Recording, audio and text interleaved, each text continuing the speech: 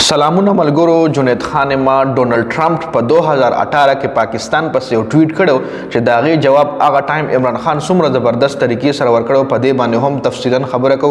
بل عمران خان اتوار ورځې پورې حکومت ته وخت ورکړی دی چې اتوار ورځې پورې زما دوه مطالبات ومنئ. حکم دوه مطالبات هغه هم ډیټیل سره په دې باندې په دې ویډیو کې تاسو سره شریک کوم. بل 190 میلیون پاوند کیس باندې هم عدالت خپل فیصله محفوظ کړی دا لا اورولې نه ده. په 23 دسمبر باندې به وري او بیا 23 دسمبر نه پس چټیانې هم د دې کې هم د حکومت یو ډېر غټ چال لپاره هم تفصیلا خبره کو.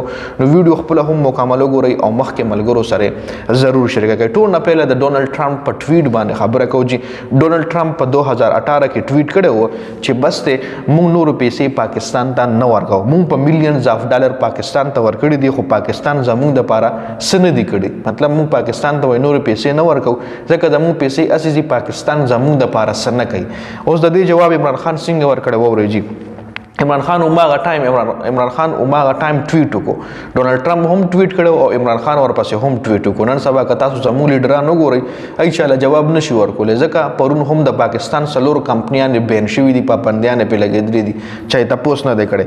ښه عمران خان هغه ټایم څه جواب ورکړی چې ټرمپ ته زموږ په زخمونو باندې مالګې نه اچوي. هغه ته پکار دی چې زموږ تاریخ وګوري. پاکستان کې چې څومره هم د یو اس جنگ شوی دی، پاکستان خلکو ډېرې قربانیانې ورکړي دي او موږ د هغې د لاسه ډېر زیات سفر شوي وو. د یو اس د جنگ په وجه باندې پاکستان ډیر زیات سفر شوی دی او اوس په موږ هغه کو چې کم زموږ وطن د لپاره کم زموږ د لپاره بیسټ وي. اوس په موږ د خپل انټرست د خپل فائدې د لپاره سټیپ وچتو. اوس په موږ داسې نه کو چې زموږ پکې نقصان یو موږ هغه کار کو.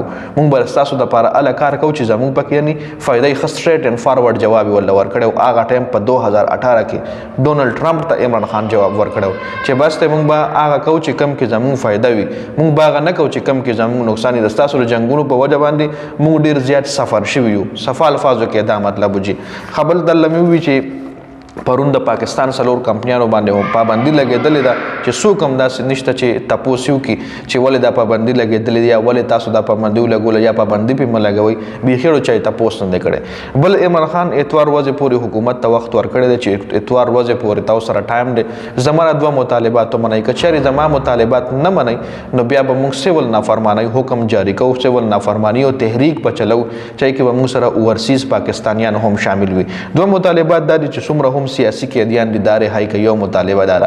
دویمه مطالبه داره چې 9 مئی او 26 نومبر تحقیقات وشي. د لپاره د یو جوډیشل کمیشن جوړ شي او دغه جوډیشل کمیشن کې د سینیئر ججز شامل شي او هغه د په 9 مئی او 26 نومبر باندې تحقیقات وکړي چې څوک ګناهګار وي هغه له سزا ورکړل شي، د قانون کټهرې ته دی راوستل شي. دا د عمران خان دوه مطالبات کلیر اینڈ کټ.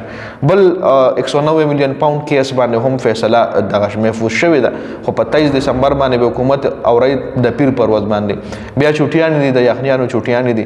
8 جنوري نه پس بیا مطلب که دغه فیصله د عمران خان خلاف راغی نو عمران خان بیا د اپیل هم نشي کولی او دې کې صرف عمران خان نه بشرا بیبي هم ده.